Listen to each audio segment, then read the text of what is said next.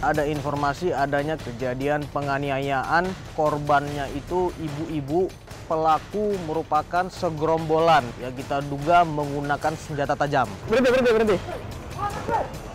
Kami itu salah sasaran Bang, karena segerombolan itu di belakang itu ternyata ada ibu-ibu dan bapak-bapak.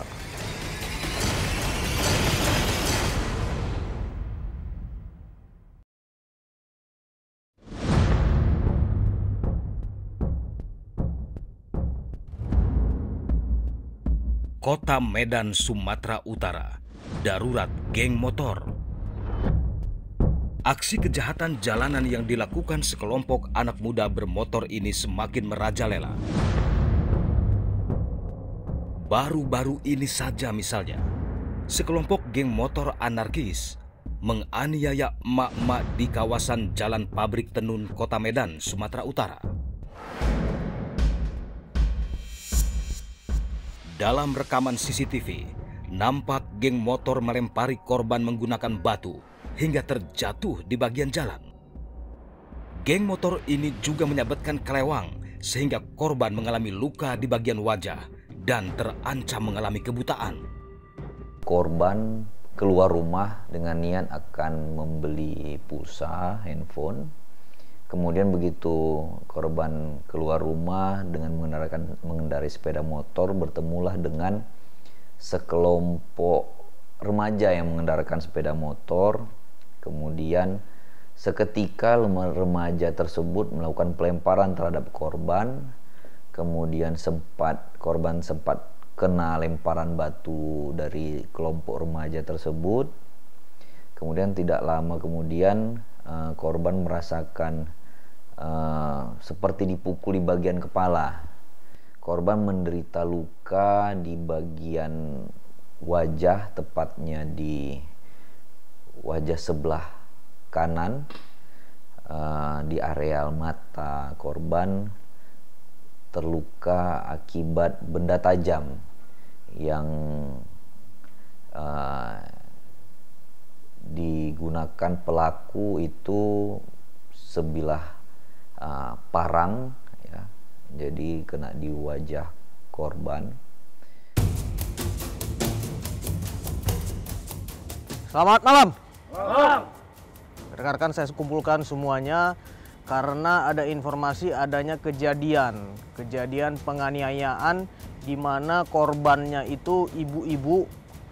Dugaan di sana bahwa pelaku merupakan segerombolan yang kita belum tahu berapa umurnya, berapa jumlahnya, di mana gerombolan tersebut menyerang ibu-ibu itu yang kita duga menggunakan senjata tajam. Pagi ini sampai seterusnya kita berupaya semaksimal mungkin untuk bisa mengungkap dan menangkap pelaku yang kita duga sebagai pelaku kejahatan. Rekan-rekan, jelas? Jelas.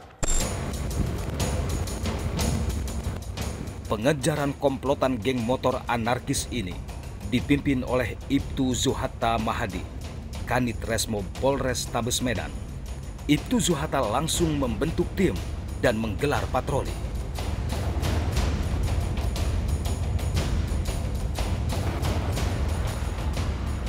Dari mana kalian? Dari Marelan. Hah? Marelan. Kami dari Polres. Kenapa belum balik? Di pinggir jalan, tim Satreskrim Polres Tabes Medan mendapati sejumlah anak muda bermotor sedang nongkrong di pinggir Boleh jalan. lihat identitasnya? Ada pegang identitas?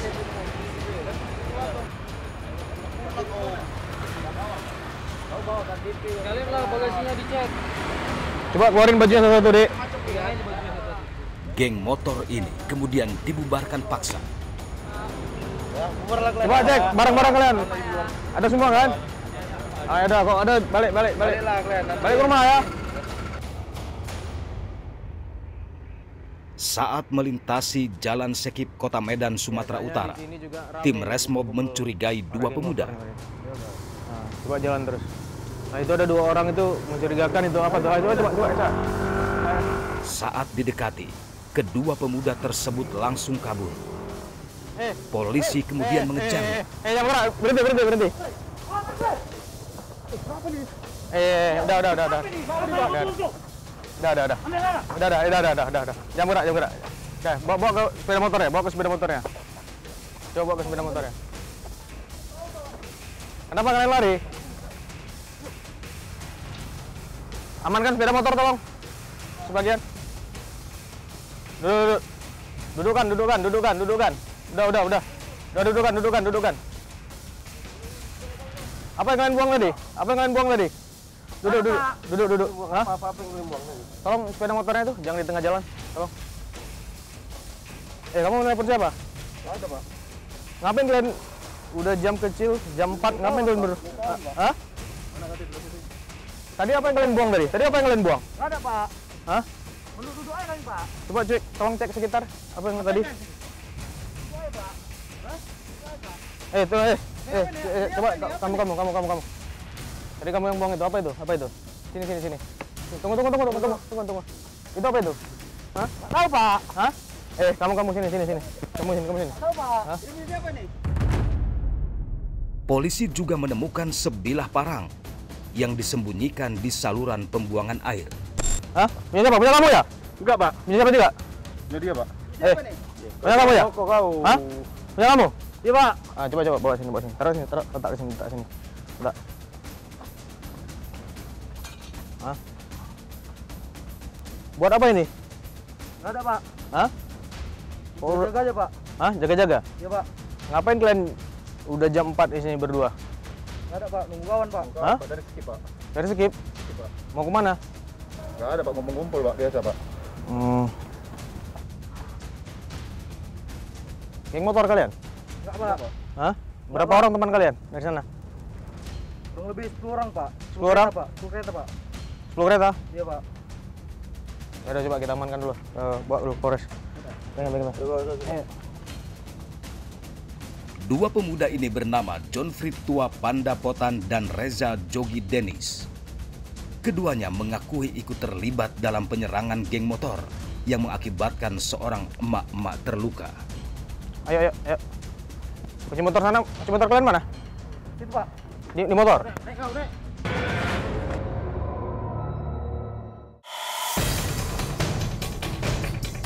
Ada informasi adanya kejadian penganiayaan, korbannya itu ibu-ibu, pelaku merupakan segerombolan yang kita duga menggunakan senjata tajam. Berhenti. Kami itu salah sasaran Bang, karena segerombolan itu di belakang itu ternyata ada ibu-ibu dan bapak-bapak.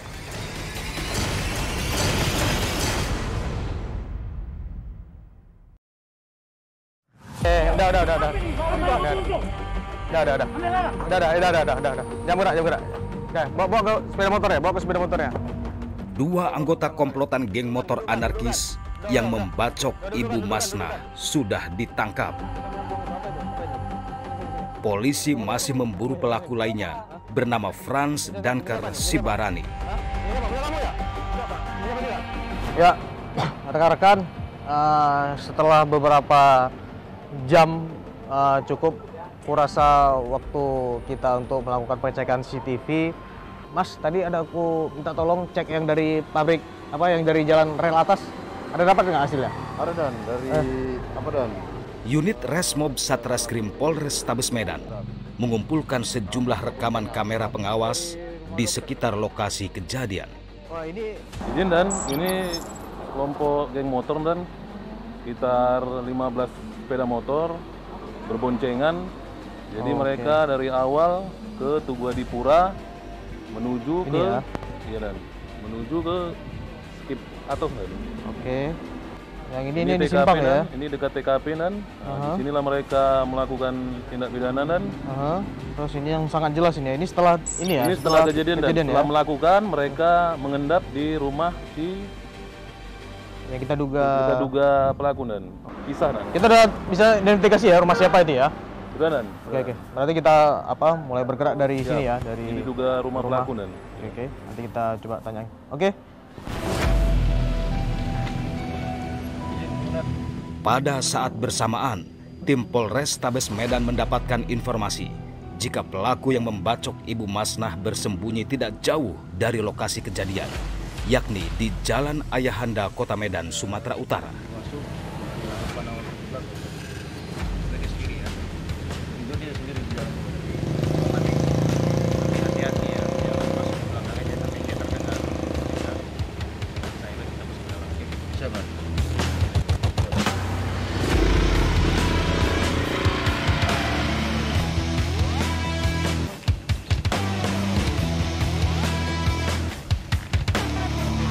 Lokasi persembunyian Frans Danker Sibarani kemudian dikepung.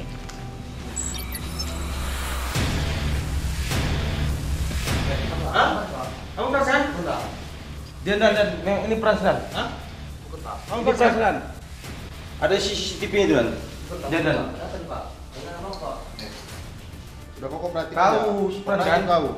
Saat diringkus, Frans Danker Sibarani mengelak jika ia terlibat penyerangan Ibu Masnah. Kelompok kalian kan? Jangan mereka dulu. Hah? Iya kan? Nah, ini saya lihat lagi nih. Ya. Sebelum dari jalan Pabrik Kendung, kalian dari skip atas ini. Betul? Ya kan? Namun setelah polisi memperlihatkan rekaman CCTV, Frans Danker Sibarani akhirnya mengakui perbuatan kejinya. Tahu kan yang mukuli pakai parang? Iya, Pak. Hah? Iya, Pak. Di mana parangnya? Di meja, Pak. Meja mana? Kamar, Pak. Kamarmu? Iya, Pak. Ayo coba cek, coba cek. Polisi kemudian melakukan penggeledahan di kediaman Frans Danker Sibarani.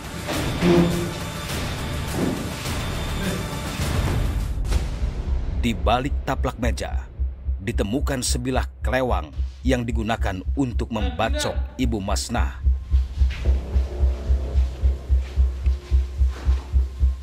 Ini? Iya, Pak. Hah? Iya, Pak. Betul ini? Iya, Pak. Pegang. Ini buat.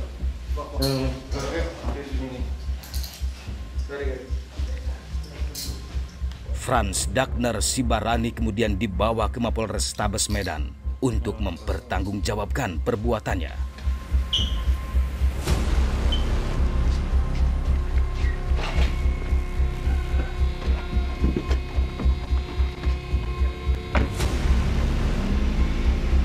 Jadi motif dari pelaku melakukan tindakan tersebut, pelaku mengira korban ini adalah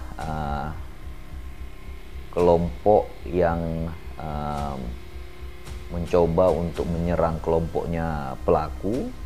Karena waktu itu kondisi gelap, pelaku pun tidak bisa melihat dengan jelas siapa yang dipukul oleh para pelaku.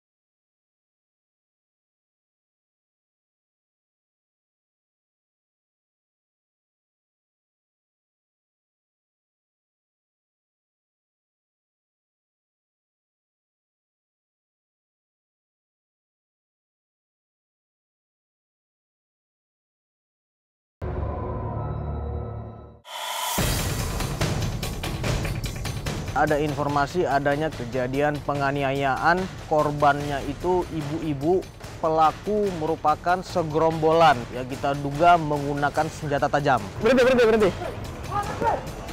Kami itu salah sasaran, Bang, karena segerombolan itu di belakang itu ternyata ada ibu-ibu dan bapak-bapak.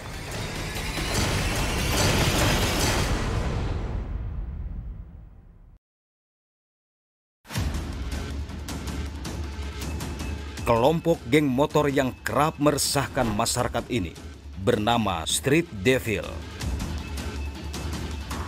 Mereka kerap beraksi di seputaran Jalan Amir Hamzah, Jalan Gatot Subroto, serta Jalan Kapten Muslim, Medan, Sumatera Utara.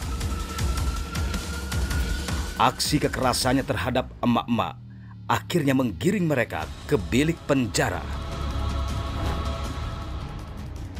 Saat diwawancarai tim Buruh Sergap TV One, Frans Danker Sibarani yang merupakan ketua geng motor Street Devil mengaku baru pertama kali melukai korban dengan cara sadis.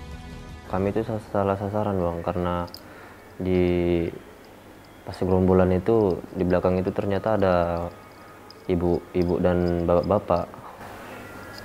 Udah diserang, dilukain korban, terus lari kemana? Kami pergi Bang. Pergi? Bubar gitu apa gimana? Jalan ke depan, ke simpang, terus pecah bubar masing-masing pulang.